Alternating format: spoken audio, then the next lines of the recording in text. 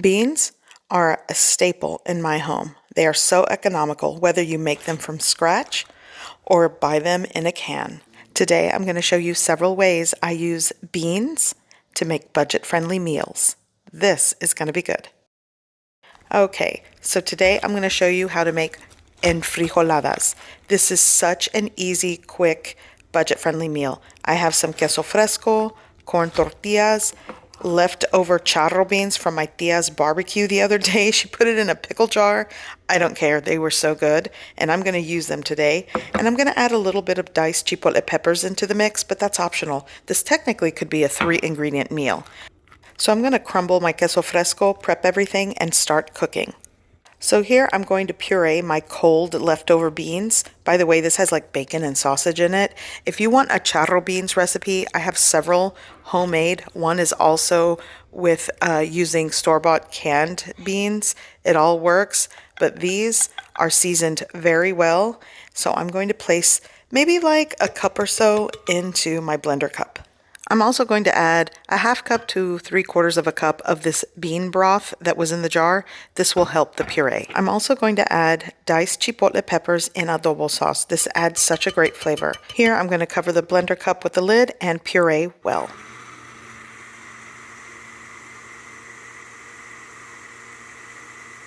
Here I have a preheated pan with cooking oil. I'm going to add the puree.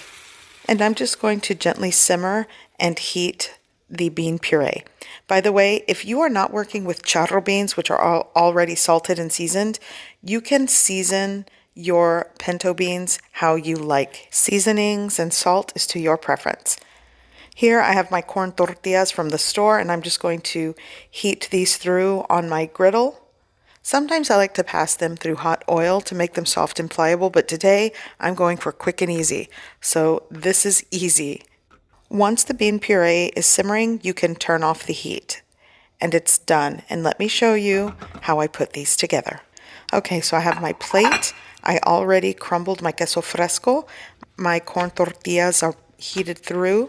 So all I'm going to do is just take one and dunk it right into the hot bean puree carefully. You could use tongs, but I'm used to this. And you add it right onto your plate. And now I'm going to add my queso fresco. And then I'm just going to fold it over and repeat the process. So for those of you that haven't figured out yet, enfrijoladas are pretty similar to enchiladas. Just instead of using the enchilada sauce, you use pureed beans. But the concept is pretty much the same, and it's so good.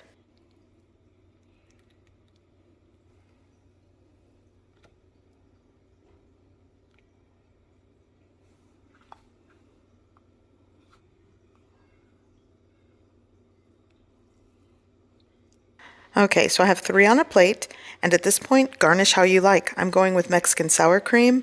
I'm also going to add some more of that queso fresco right on top. Sometimes I do sliced onion or diced onion, lettuce, tomato. You really can build with the garnishes. Here I have my pickled carrots and jalapeno, and this is a meal. It's so simple, quick, easy, and good. So while I dig into this plate of enfrijoladas, I am going to show you 2 other ways to utilize pinto beans in a meal. Here we go. And I'm going to make it easy. I'm making huevos rancheros, and I'm using a lot of store-bought or leftovers here. Here I have leftover green salsa and red salsa. And for the tostada or the fried corn tortilla, I'm just going to use a store-bought tostada. That totally makes it easy. Here I have a store-bought can of pinto beans. This is a 15-ounce can of beans. I have Mexican sour cream, eggs, and some queso fresco, and sliced onion is also going to go on this. So for the beans, I'm using store-bought pinto beans. You could also use black beans. And I partially drained the can. I did leave some of the liquid in there, and I just added it here to my preheated pan with about 1.5 tablespoons of oil. I'm going to season this with garlic powder, onion powder, some ground cumin, paprika, and a little bit of Knorr brand chicken bouillon powder. The way you season your beans It's really up to you. Sometimes I even like to add just a little bit of salsa to the beans because it gives it that flavor of tomato, onion, and garlic. But again, the way you season and the type of beans you use, it's up to you. I'm going to leave them whole today and just heat them through and cook them for a little bit. You could also use your homemade frijoles de olla for this recipe, but I find canned beans are a lot more convenient when you're pressed for time. So today I want to add some sauteed onion slices. So here in a preheated pan over a medium heat, I've added just a little bit of cooking oil, and I'm going to saute just slices or rings of onion until it gets a little bit of charring and it's sauteed for a little bit. This is just going to be another topping, but it's optional.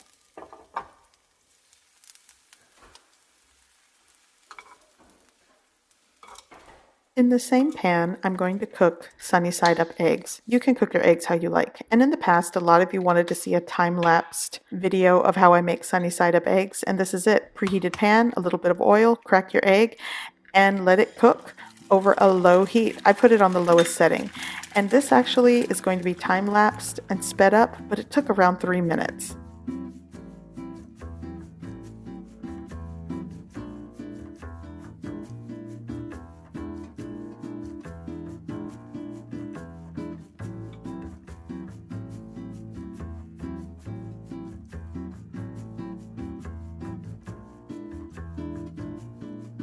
My first egg is done, so I'm going to create my first serving of this.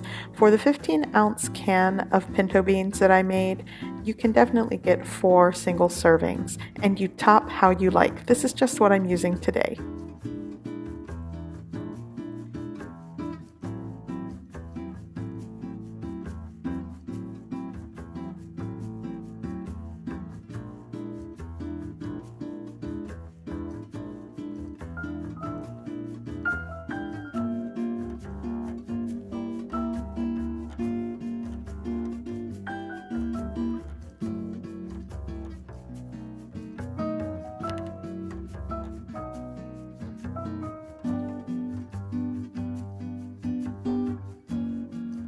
So breakfast is served.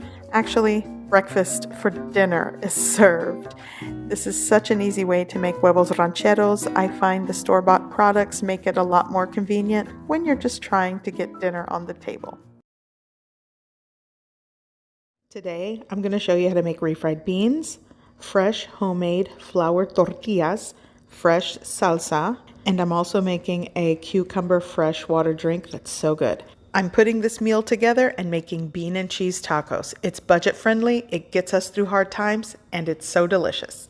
Today, I'm working out of my cookbook for 2 of the recipes. The first one is the soft flour tortillas. I'll show you what it looks like. For those of you that have the cookbook, thank you. And for those of you that are thinking about buying it, I'll put a link below in the description. Okay, so let's put these tortillas together. In a large bowl, I have added my all-purpose flour. To that, I will be adding the salt. And like I always say, salt ratios are up to your palate. Here I'm going to be adding baking powder. Be sure to check the description below this video for the ingredient list and measurements. I'm going to give that a really good mix. And the next ingredient, you can use different types of fat. I'm going with rendered bacon fat or bacon grease. I have in my little bacon grease bowl. And I'm going to scrape that out. It's around 1/4 cup to 1/3 cup. And I'm going to just incorporate that into the dry mix for these flour tortillas. You could also skip the bacon fat and use shortening. I used to use margarine if that's all I had, butter, even cooking oil. It all works. So now I'm going to add 1 cup of hot water, and the temperature of the water is as hot as your hands can take it. I have worked up to mixing hot water, but you might use warm. That's okay. So I'm going to combine this well, keep it in the bowl until a dough ball forms like this. And then I'm going to start kneading it on a work surface. This is a clean work surface. And once the dough comes together and springs back, you're good. It takes like 10 minutes. So now I'm just going to divide the dough. And I am going to make these kind of small. So this dough, I will divide it like somewhere between 16 to 18 dough balls. If you want larger tortillas, you can divide it maybe into 10 to 12. It really is up to you. So I'm just going to do that tuck and turn and create all of my dough balls, and then I'm going to place all of them back into the bowl. And I'm using a damp kitchen paper towel, and I've just wet it in warm water, squeezed it out, and that's going to make sure that the dough doesn't dry out. So for the next recipe out of my cookbook, I'm going with my easy everyday salsa. This salsa is the one that my grandmother made, my mom made. They make it to this day because we always have tomatoes, jalapeno, onion, and garlic. So in a pot of water, I've added 4 Roma tomatoes, half of a medium-sized onion, 1 very spicy jalapeno. It almost is as spicy as serrano, which you could use, and 3 cloves of garlic. I'm gonna bring that up to a boil. So I'm working on the refried beans.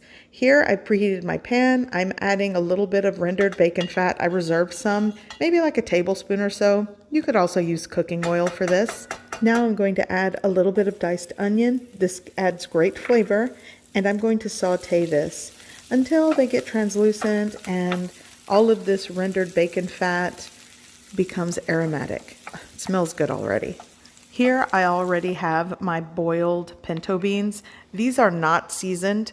I like to just boil a pot and separate them and use them throughout the week. This is the rest of one pot that I made, and it's going in. And if you need to add more liquid to the beans, let's just say you're using store-bought pinto beans and you drain all of the liquid that's in the can, you can add chicken broth. That's a great way to add flavor to your refried beans. So I'm going to let my beans simmer, and I will be seasoning them, but these were frozen, then I thawed in the refrigerator, so they're still kind of cold. I'm going to season my beans with a little bit of fancy light chili powder. It's kind of like a blend of other spices with chili powder. And here's a fun game we can all play. You can season your beans how you like. So this is what I'm doing today. I added the chili powder. Now I'm going to add some smoked paprika into the mix. I'm also going to add some granulated garlic powder and ground cumin. Again, season how you like. Some people just add salt and pepper and call it a day, which is fine. Okay, so I'm going to give this a mix, and I still want this to come up to a simmer, and I want to let it cook and simmer for at least 5 to 10 minutes because, again, the beans are really cold. Oh, and before I forget, I am going to be adding salt to taste. When I boiled these, I added no salt, so it is going to need some salt in the mix. Everything is to your palate and to your preference, so you want to give your beans a taste and all that good stuff to make sure that, you know, they're delicious. So while that's coming up to a simmer, I'm going to work on the salsa. This is done, so I'm going to remove it from the heat and blend. So I've drained most of the water, and I'm just going to add all of my boiled tomatoes, jalapeno, garlic, and onion. And over there, sitting on the side, I have a cup of the boiling liquid. I'm going to add a little bit. And now I'm going to add some salt. Again, you can add salt to your preference, salt to taste, or you can even add some chicken bouillon powder. I like to do that as well sometimes. So now let's blend.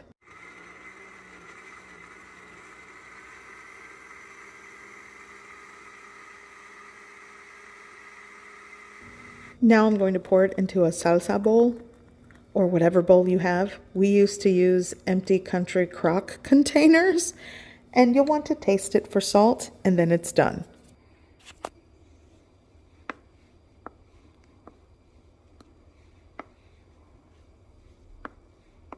Okay, so the beans have simmered for close to 10 minutes, so I'm going to start mashing and mixing them. And if you find that your beans are a little too watery, that's okay. Mash them and just gently simmer them until they thicken. And also, be sure to taste for salt and seasoning. Okay, now I'm going to show you how to make agua de pepino con limón. That's a cucumber freshwater drink with lime. I have 1 English cucumber, 1 medium to large lime, a half cup of sugar, and I'll be using 3 cups of cold water and a pinch of salt. Let's put it together. In a blender cup, I'm adding all of the cucumber. I'm also going to add a pinch of salt and the juice of 1 large lime. Here I'm adding my half cup of sugar, and I'm adding the 3 cups of cold water. And now I'm just going to puree well.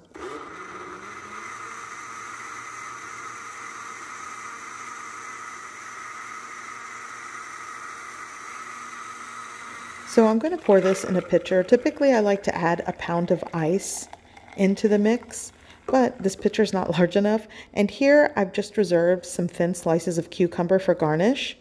And this is it. This is the drink. Adjust the sweetness to your preference. If you want to start with a 1/4 cup of sugar and work your way up, that's up to you.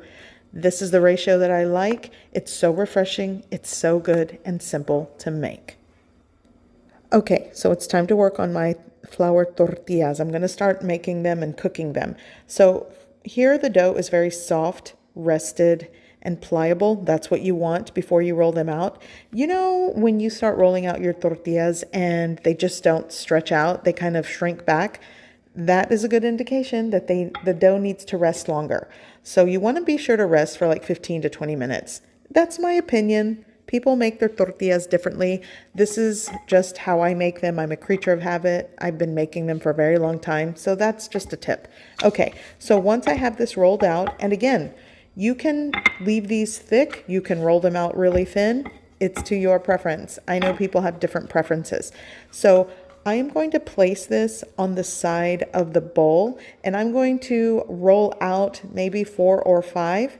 You want to preheat your pan right before smoke point and start making them. And if you want a more detailed recipe video for soft flour tortillas, then I will link. I have a couple of them out there. And like I said, I have the written recipe in my cookbook.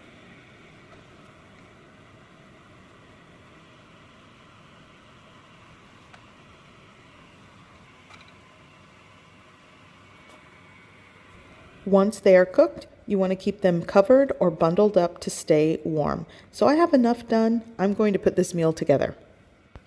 But first, I have a little story about the cheese. So if we were lucky and on good days, we would use queso fresco. That is my favorite. But for the most part, it was government cheese, and we would just cut it into thin, small slices or shred it. And we would add homemade salsa to the tortilla with the beans, and that was the meal. That's what got us through hard times. And there were a lot of mouths to feed. So we pretty much only had like 2 tacos each. And if we were lucky, maybe 3. Dare I call this a struggle food? I don't think so. Honestly, this is comfort food, and I am very fortunate when I do make this. But budget-wise, it is very economical. So I don't know what category this falls in. It's not a chefy taco, by the way. It's very simple, but it was a staple in my household. It's a staple now that I'm an adult. I feed it to my kids, and it's good. It's a solid taco. Like I said, there are a million ways to make a good taco, but this one is top tier, my friend, in my opinion. So here's one with the queso fresco. And you know, you could really bulk up this taco with like shredded lettuce, avocado, crema, but typically we would use those ingredients for the next day because we made tons of refried beans, and the next day we would make tostadas. So there's that. So I hope you give this recipe a try. I hope you like it, and thanks for watching.